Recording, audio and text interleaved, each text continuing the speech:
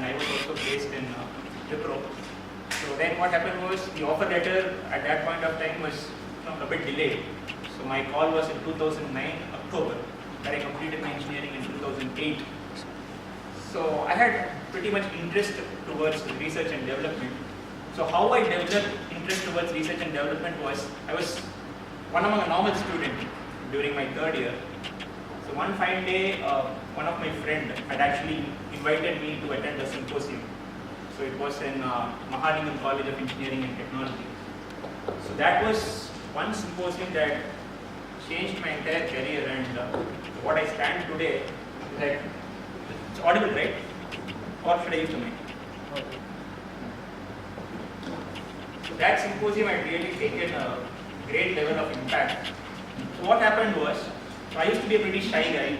I mean, most of you would have that problem when you are in college. You would not know how to express yourself, you would not know how to talk, you will have the fear, stage fear. So, being not able to communicate what you have in yourself is a major setback. You will not be able to help you deliver anything that you have in mind. So one fine day, so one of my friends took me to that symposium. So I attended an event called Best Manager. I think most of you would know about an event called Best Manager, where it's more about oratory skills, so about talking skills. So the first 3 rounds were held inside a classroom, so where only 5 or 6 people were there. So I got qualified for all the 3. And so I thought, okay, the next round is of course going to be in another room. So at 2 o'clock, the coordinator came and told me that Shyam, the final event will be the Best Manager event, and you will be talking in front of the entire crowd on the stage. It will be a final event, where Mahalingam, it's a pretty much big auditorium. So there were around 700 to 800 people to witness the final talk. So just 3 people. And where did I get the confidence? I still do not understand, but I gave a very good talk. It was to sell a product. So after the event was over, so I was awarded the first prize. So a lot of people came and started taking photographs with me. So I was a third year student. So this particular impact created an energy inside me, where I started attending a lot of other symposiums. So I would not even attend classes during my final year. If you see, ma'am just left. So most of my time will be on symposiums. I would want to go explore myself. I would want to take the opportunity. So all I wanted to tell from this lesson of mine, how I developed the language of speaking, how I developed the confidence of speaking in front of people, was because I trained myself during my college days. So it's the right time for you guys. So you have to go to a lot of symposiums, attend a lot of meetings, face the crowd, because it's very important. You have to speak, you have to communicate, you have to tell what is there in your mind, and the basics of success lies in that. And today you all have come up with multiple products, but keeping in mind, so all these products were designed to start a company, right? So why did you create a product? So you have come here because that you feel that you have a product, and that product can become a potential market and you can sell it. Am I right? So how many of you here would want to start a company? How many have the interest to start a company? Good. So when we were in my stages of around 2007, 2008, the concept of startup was not there. So all of the people we would want to go into a corporate, say Wipro, Infosys, HCL, placements were there. But today, the concept of startup has evolved in such a grand and big manner that if you have an idea, if you have a potential idea, or at least the skill to talk, at least the skill to communicate, at least the skill to convince, you would definitely make a very big market. It's not about what product you have, it's about do you have the skill to communicate what you have in your mind. So first lesson that you have to take the advice from me is you have to talk, you have to meet people, you have to give a lot of lectures, you have to talk to a lot of seniors, you have to communicate. That's the first step. So I would think that you always have the desire, almost all the students will have the desire that I want to do something. Of course it will be there in your heart, I want. But everyone, how do I do it? A lot of people are doing, a lot of startups are involved, Bangalore is going in a very big way, Chennai is going in a very big way, I'm sitting in Coimbatore. Do I stand at par with all my other counterparts in other different colleges or other different cities or other different places? That's a call that you have to take today. It's not that those people are super talented and you people are not talented. It is about how you make use of the opportunity, because every day you get certain period of time that you can spend, that you can learn, that you can communicate. And the best time that will decide who you are, whether you're going to become $1 billion company, or you're going to become $1 million company, or you're running a company in lakhs, or you're going to work for somebody else. This is the right stage. So probably, you will be somewhere around 20, 21, I suppose. So your age will be 20. Yeah, so okay. So 20 to 25 is the right time for you to decide, because many of you people will be like, okay, let me do my studies, let me get into placement, and let me go into a corporate. Okay, your travel is there. Okay, you join as a programmer, you become a senior programmer, you become a research analyzer, you become a manager, you become an administrator, you become a project head. After that, what do? So after 45 or after 45 years of your age, there will come a period of stagnancy in a corporate. It's not that easy to survive for most of the people after 45, because today the corporate culture has come right from 1995. So almost all the people who have joined a corporate from 1995 are in the periods of 40 to 45. But today, India being the producer of a lot of young talent, after 45, what happens is the kind of salary that a person would expect after 45 and the kind of salary that a fresher would match will be highly imbalanced. So most of the companies would not prefer people who are more than 45, because what happens as when you get into the period of aging, you will not be able to work, you will not be able to contribute in a bigger way.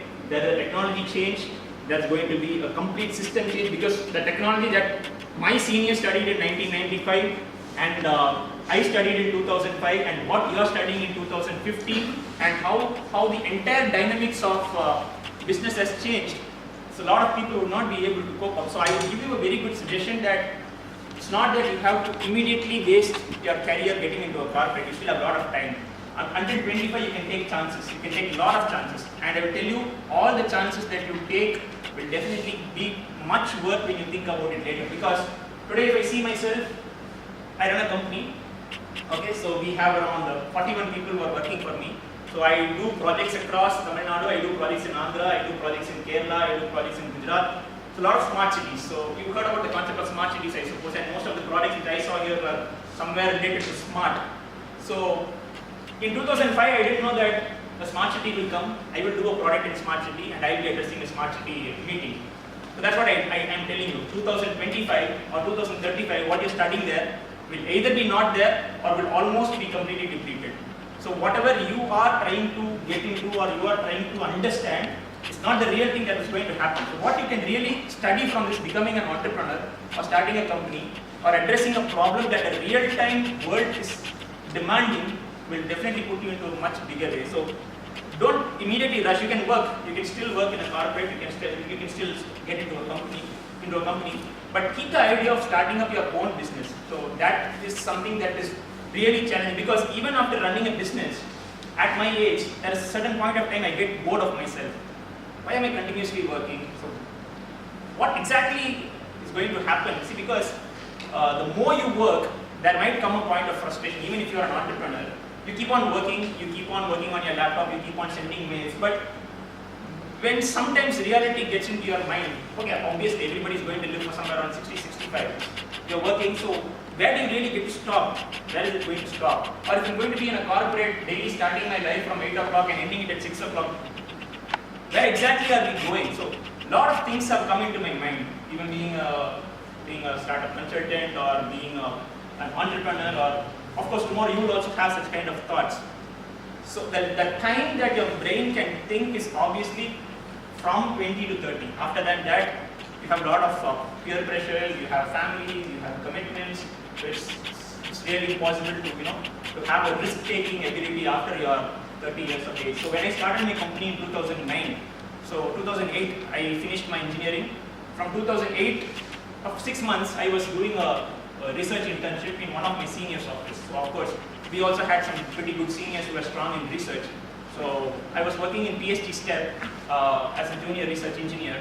So during which I had to work with multiple products. I had to work with boards.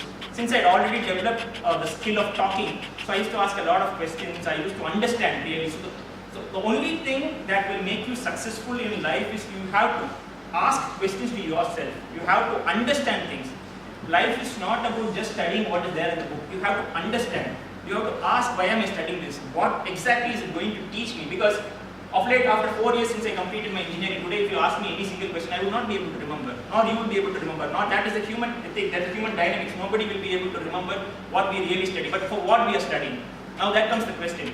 Why do I have to study 4 years? Because the business I started, I know I'm in core electronics, I work with core depth, but do I really use my skills or talent that I've studied over my period of 4-year engineering? I would say it's doubtful, because I don't understand. I didn't study with full understanding, but when I went into the real picture of industry, I understood things in a much better way, because I was asking each and everything, my own question, why do I have to study this?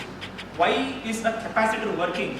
Why is a resistor working? Why I have to write this line of code? Today if I ask a question, simple question, what is the use of a resistor? What is the use of a capacitor? What is the use of an inductor? What is a diode?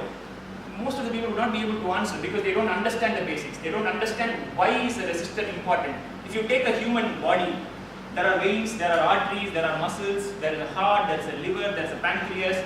Without understanding the each and every purpose of the organ in your body, a doctor cannot serve his purpose.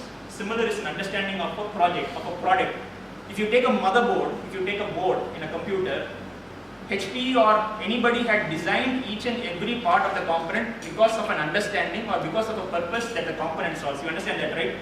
Anything in a motherboard will definitely have its own purpose.